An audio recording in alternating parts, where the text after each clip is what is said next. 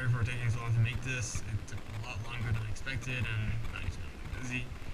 Hopefully the audio is fine, but basically, okay, so here's how you make glass caps.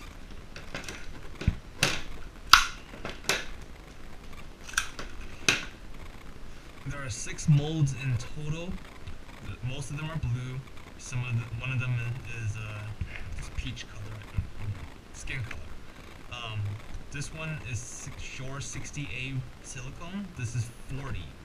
If I was to do it all over again, I would make them all out of 60 because it turns out 40 was not necessary. I'll tell you why.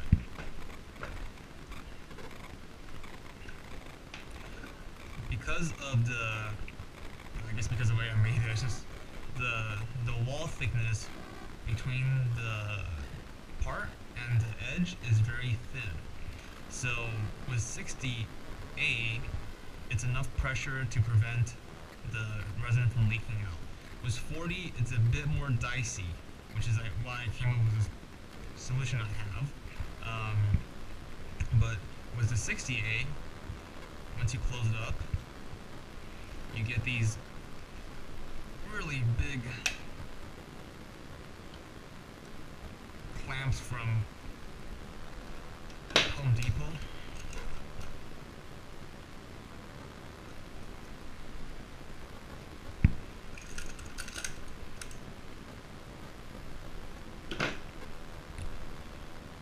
And that's all you have to do to prepare the mold. Stupid dryer.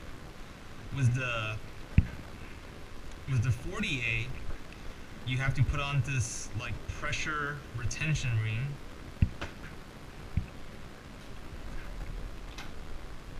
And put it into one of these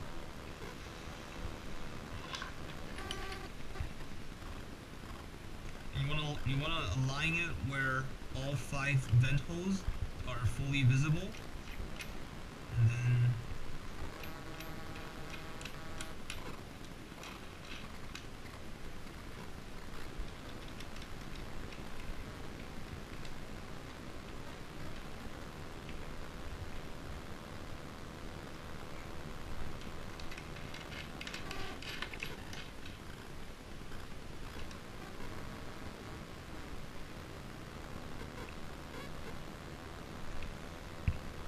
so, not the worst thing in the world, but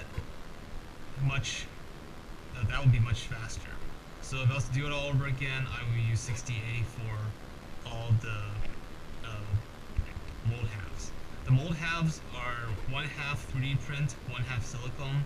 The silicone is the more complex side, which is why it's silicone, and the 3D print is a very simple pull.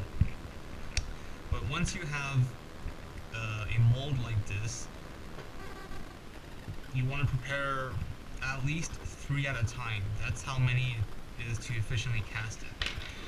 I'm just going to sort of run through one, but yeah, you want to do 3 of these at a time. So usually usually the way it would work is I prepare all the molds. I'll do cast, and then I'll go away for about 3 hours, and I'll come back, demold, cast. And it seems to work pretty well.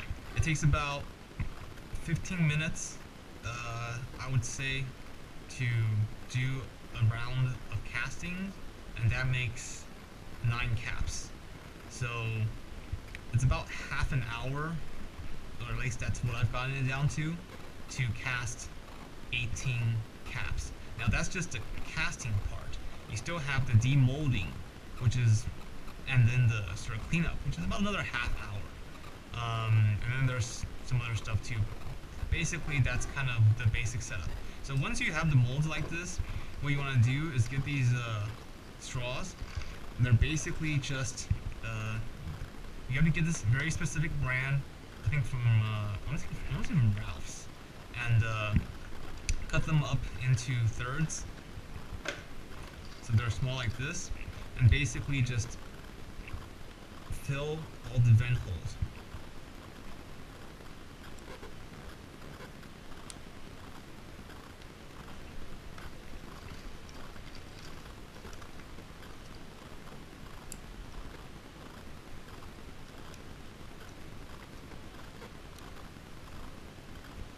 some of them are a little bit hard to get to sometimes.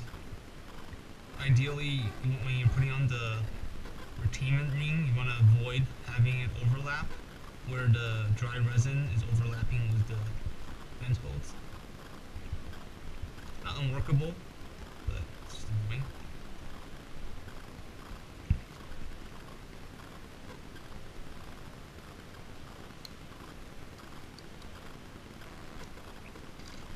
Oh, and I guess I forgot.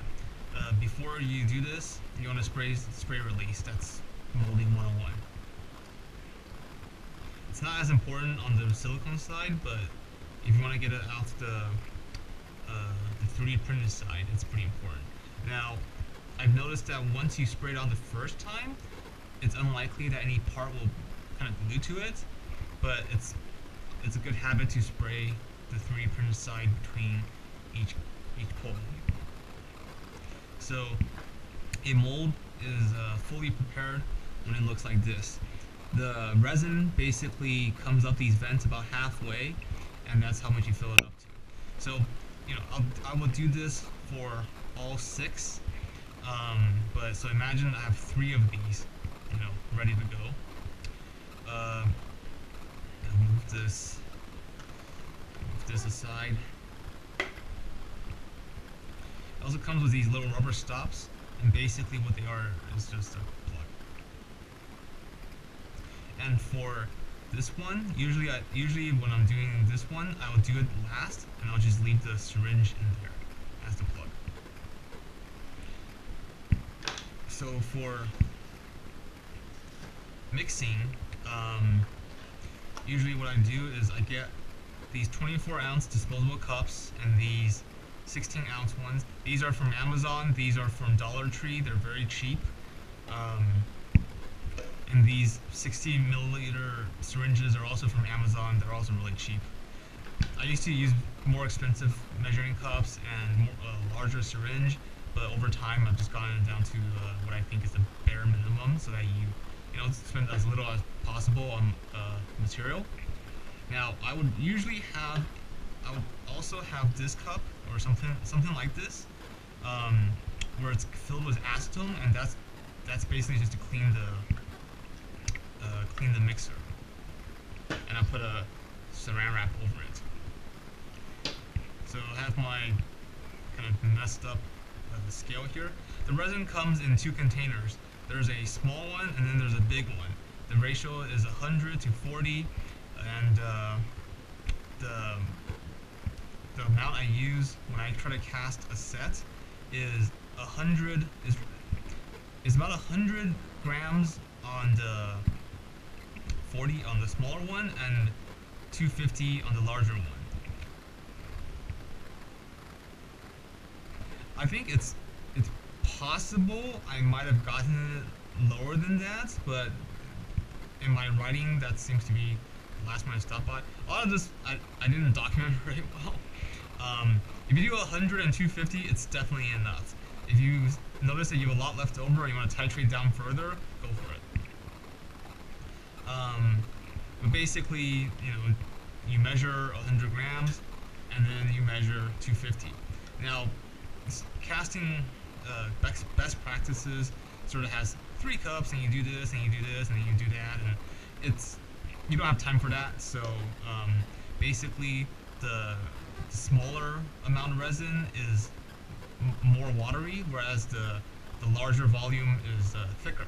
So usually what I do is I get the pigment, pour the pigment into the larger one. Just all you need is a few drops. It's really concentrated.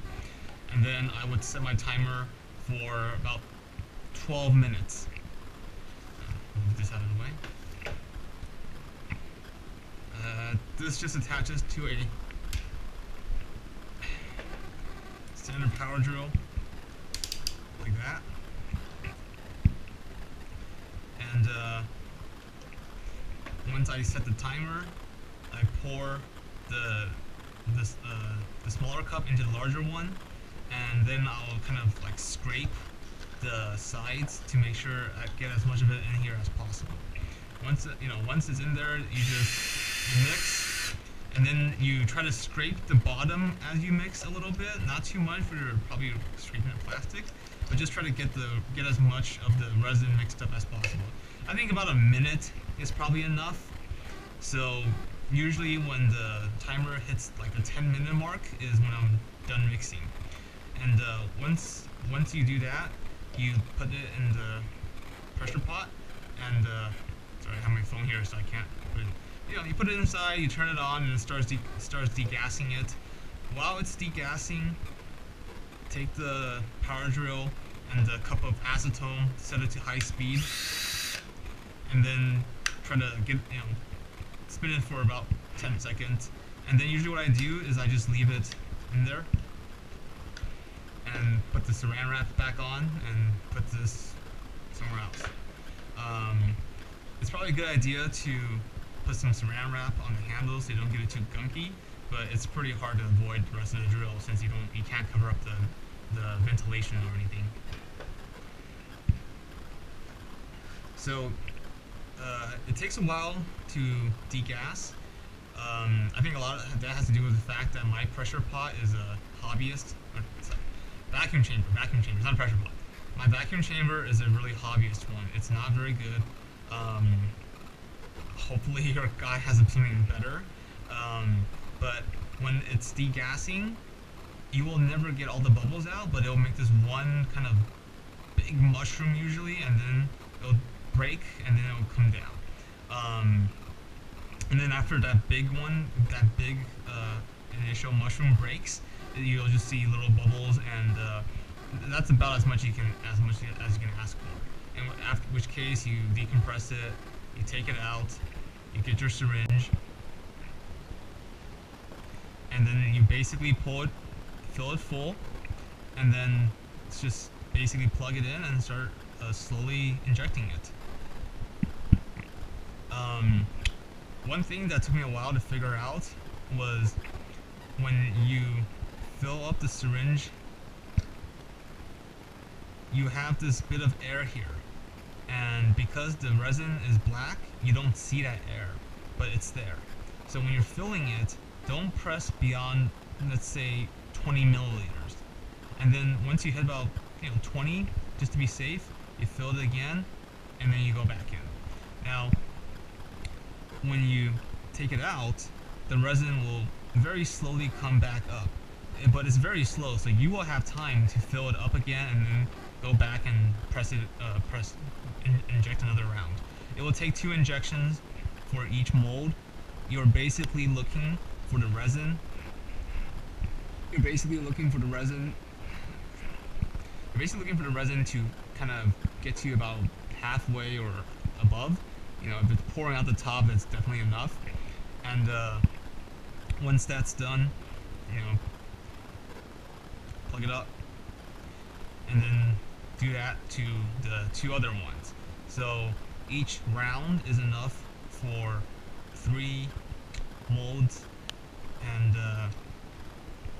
put that aside, and then do the other 3 sets. So, and then the cure time is about, officially it's 4 hours. I think after 3 it's fine. Usually what I do is I just try squeezing the resin in the vent tubes, and if it's very hardened, if it feels hard enough, I just take everything off. If I can kind of press it in, if it's even a little bit soft like that, I just let it, it's too soon. So usually about 3 hours I think is enough, and at which point, remove this thing. Oh, actually, yeah. So at which point, take the plug out, get a pair of pliers, and usually I don't do this. Usually I do the casting standing up, but when it comes to the demolding, where is my little stool? Oh, there it is.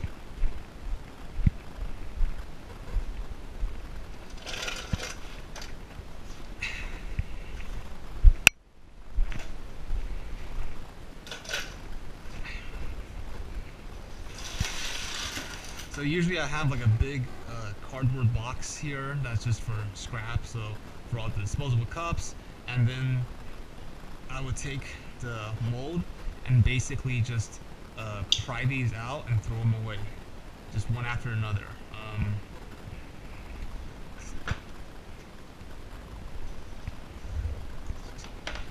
Waste it. And this goes back pretty fast. And almost every vast majority of the time, it will take out the hardened resin sprue with it. So just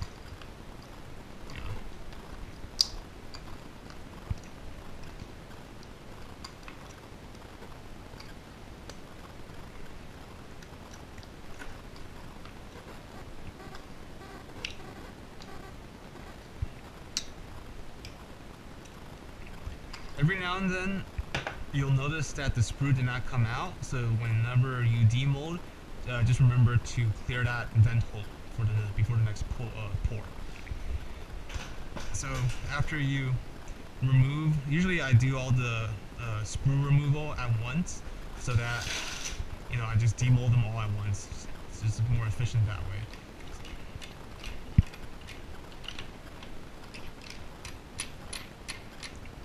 So the purpose of the black ring is to put pressure on the outer edges, since the 40A is a little on the soft side, and I'm not sure if the wall is thick enough to prevent the resin from leaking out. So this contraption is because I didn't use a harder silicone. The rep from the molding company recommended 40A, so that's what I went with. I actually just stuck with 60. It would have been fine, but live and learn. But if you do make more molds, I recommend 60. So that all you need is to put on 3 clamps and you're done. And you're not dealing with all this crap.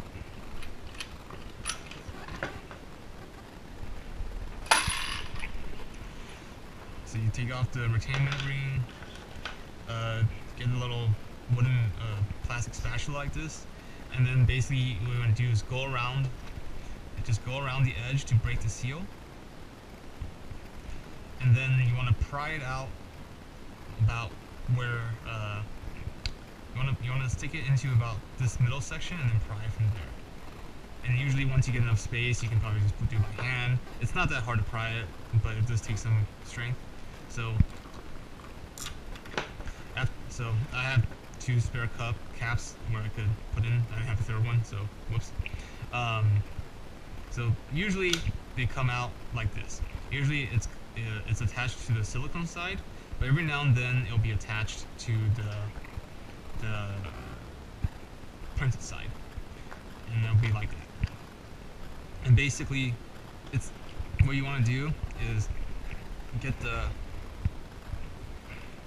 spatula and just kind of push. You want to kind of like push around the outer edge. And as you push, you'll start noticing the gap forming, and you're just trying to break the seal between the part and the mold. And then once you kind of go around the whole thing, you just apply pressure, and usually it comes out like that. So normally what happens is you'll have the 2 sprues in the center, and what I do is I just press in, break them. And then once I break them, I flip it over and I remove this thing using oh, jeez, crap, my chair's breaking.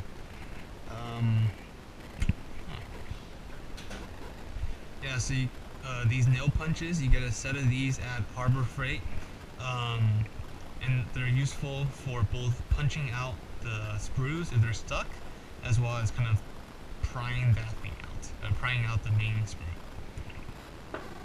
So once you break off the stems, what you kind of do is just kind of go from below and then slowly break the seal. And usually what happens is it'll just pop up like that. Every now and then you might have to put a little bit more leverage, but usually a demold's no problem. Very rarely have I broken a cap doing this. So you want to demold all of them, put them aside in a tray or something, and do it for the other set that you cast. And after that, You don't really have to clean the mold since you're just casting black over and over. Even if you're doing colors and it captures some particles like this, I personally think it's not worth the trouble of trying to clean it. And if you're doing all black, then no one's gonna see that anyways. So maybe just blow it out. Spray some release, and there you go again. So that's the molding and the demolding. Once you get the caps out, usually what happens is they have a flash along the edges, and what I usually do is I would get a file, and I'll basically just kind of use it to scrape off the flash. It comes right off when it's fresh from the mold. If you wait till it hardens completely, it's much harder to get off. So basically, you just kind of almost like cut it off using the abrasion, and then if the sprues have left a bit of a little bit of a indent, just sand it out and do all that. And then once you're done with all that, put the caps aside, prep the molds again, cast it, come back in 3 hours, do all over again. So it is a bit labor intensive. I would say between mold prep and demolding, for 9 pairs of caps will take you an hour. 30 minutes to mold, about 30 minutes to demold, and every 3 hours. So let's see. Yeah. So if you're doing other things, it's helpful. If you're doing only this, it's kind of annoying. Okay. So once everything is demolded, I'd say you can probably make at least 60 pairs of caps, 60 to 70 pairs, using one 1 gallon set of the resin. They sell it in larger quantities if you want to do that. I think making 60 pairs at a time is fine. But once you have all the caps demolded and deflashed, you want to put it into a heated chamber that's ideally up to about 60 to 70 degrees Celsius, and leave it in there for, I would say just do a whole day, just to be safe. There's all sorts of guides online on how to make a heated chamber out of foil, out of heat lamps. It's very possible you guys already have one. It's pretty common for mold making to have one of these things. I made one out of a cooler and a heat lamp fixture. So there's all sorts of ways about doing it. But what you need to do is you want to cure these in heat for, I would say go for a whole day. But once they're cured,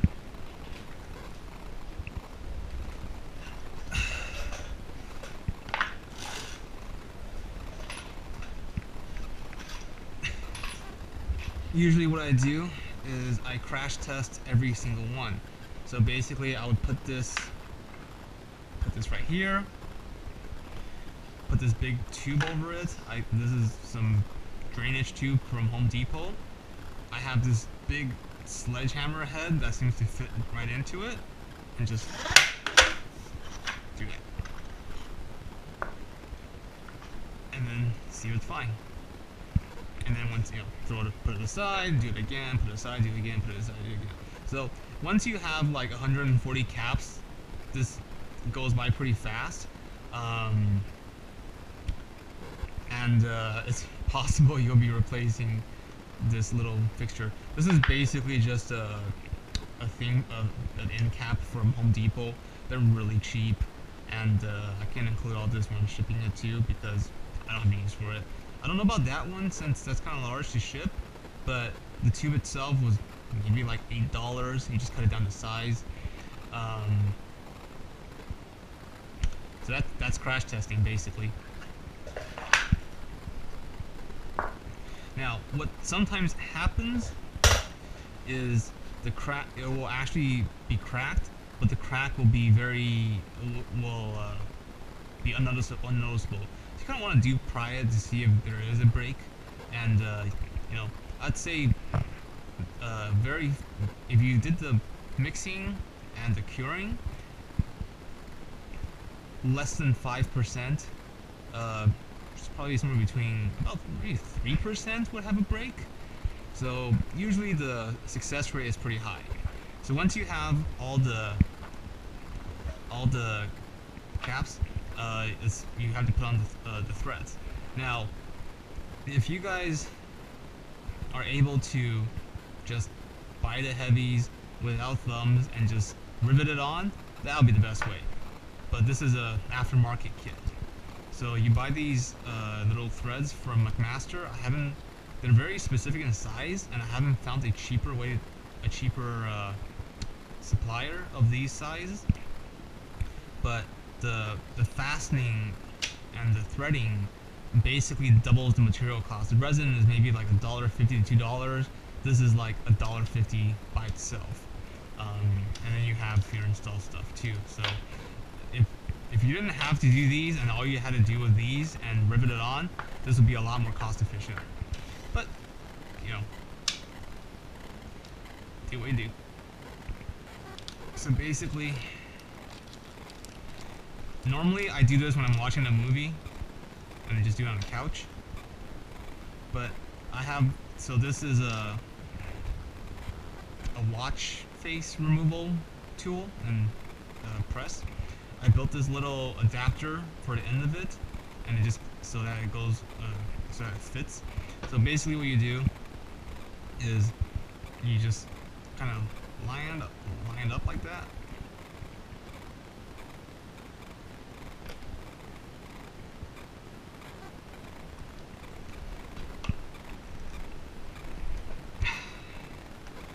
And it goes in like that.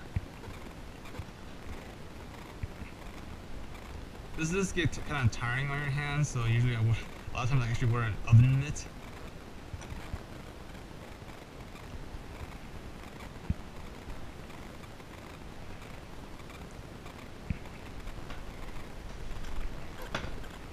But yeah, so I normally do this when I'm watching a movie just because it's kind of mindless. But once you thread them all, I'm just gonna do this so I don't forget.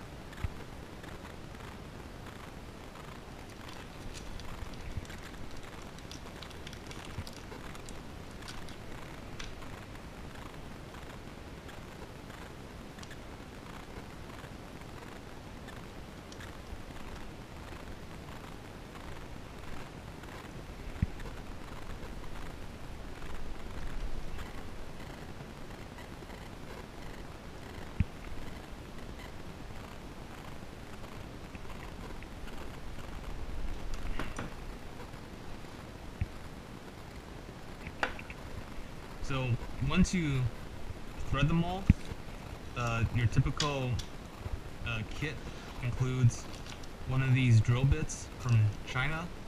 They're about $1.50 right now.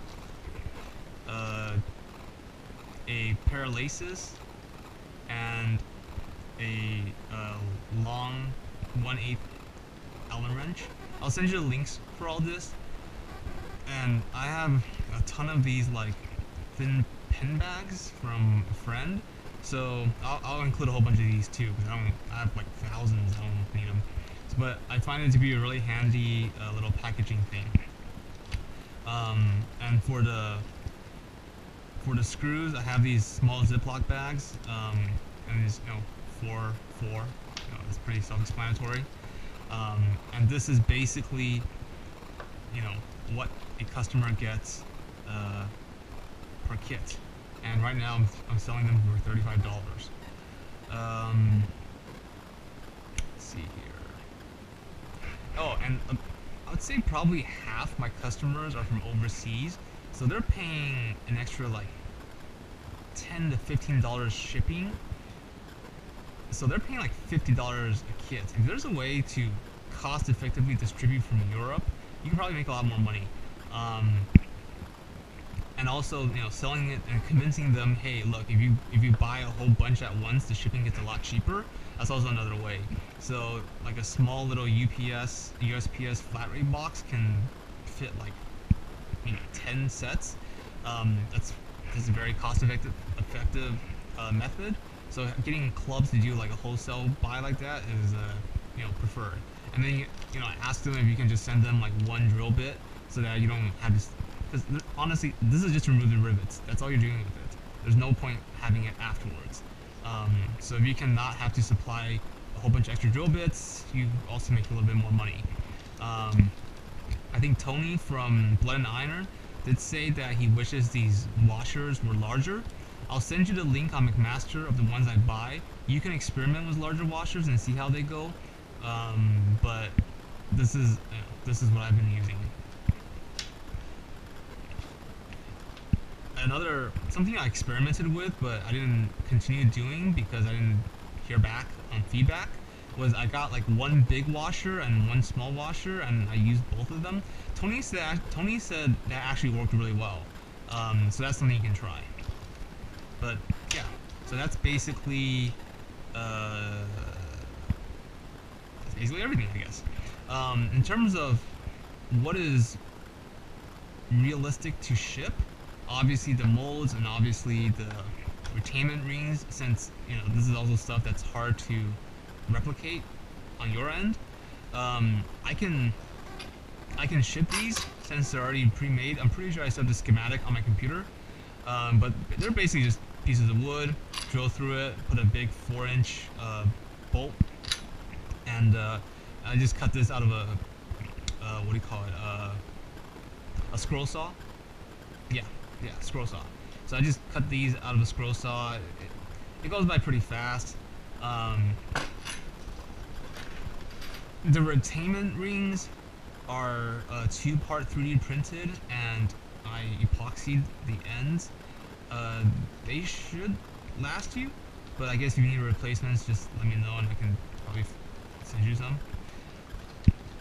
But if the molds start wearing out, I would just recommend remaking the molds in 60A, so that all you have to do is use the big clamps. It's just faster, saves you time. So I can include these if you want them. Let's see what else I have. I have some spare laces and stuff, and some whatever spare fasteners I still have. The laces I buy from a very specific vendor. I'll send you his contacts, and it's I think it was a 42-inch long cut in half. These are the long backs I was referring to. I think I have a whole bunch of these. I can probably include those. Let's see here. I don't know if you want these two or not. They're like, I'll just have to buy replacements myself if you want them. This thing is really messed up.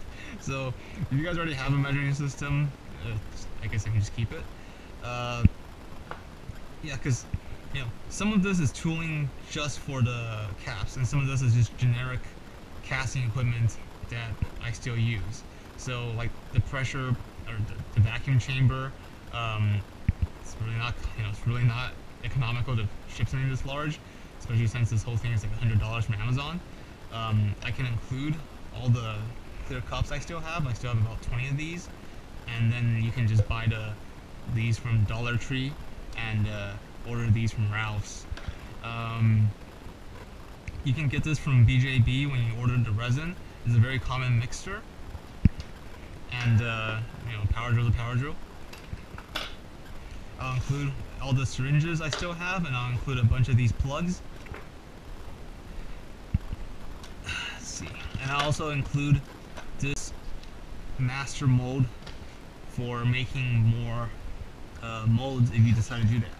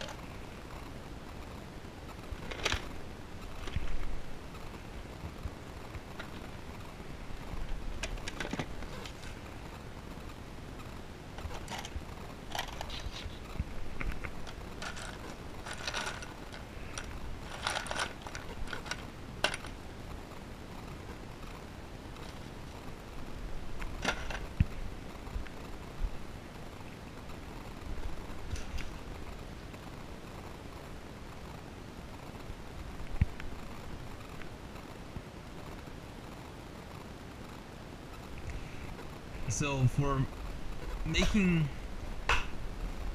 for making the molds, I use these sprues from BJB, and I just crazy glue them all vertically like this.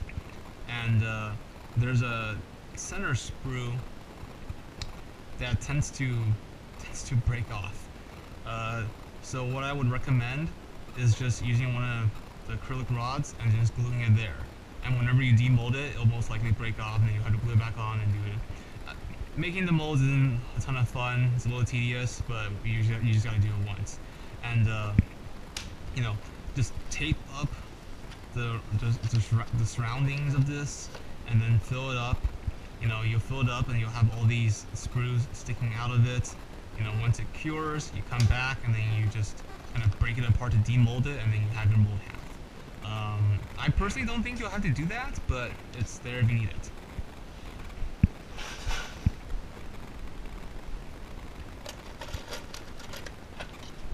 Oh, and I'll include these two in case.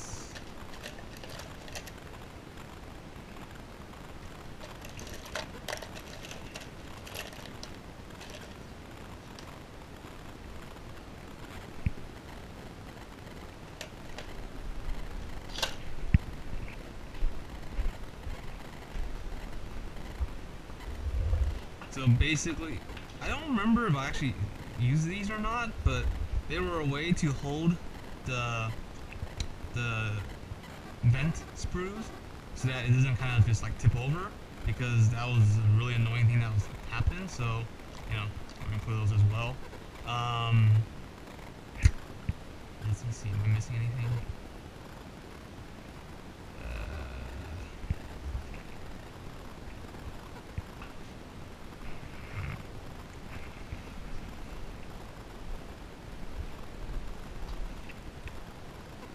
Oh, so for plugging this one in particular, I find this to work pretty well as well. Or just leave the syringe in there. But really the key with the syringe is to never press it in all the way and then have the air bubble go in. Once I figured out that was the issue, I haven't had any problems since.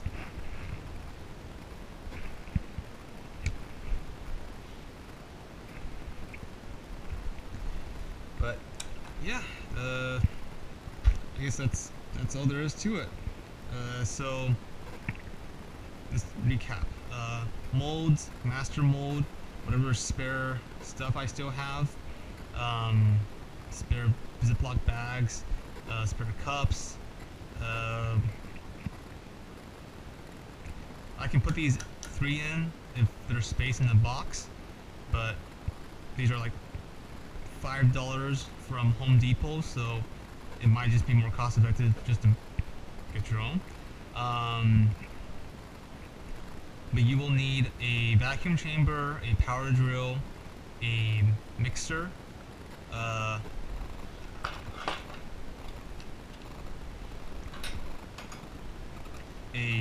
any file works really, a plastic scraper. I'll actually include this because I have a lot of them. A nail punch kit from Harbor Freight. If you want this, you can have it. It's up to you. I mean, again, it's one of those things I don't know how much is going to fit in the box.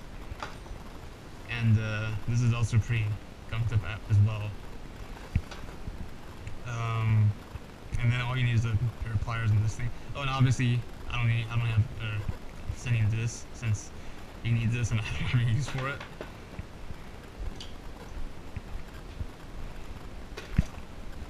And I think it'll save you a lot of headache if I just sent these with you. They're just kind of large, so I'd imagine it might be a little pricey to ship, but it might just save you the trouble of having to make them yourself. I think that's it. Yeah, I think that's it.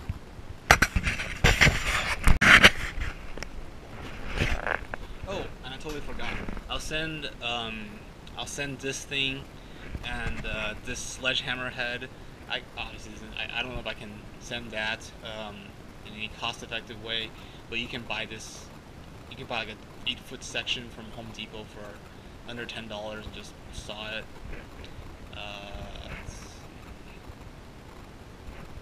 Yeah, just want to throw that in there.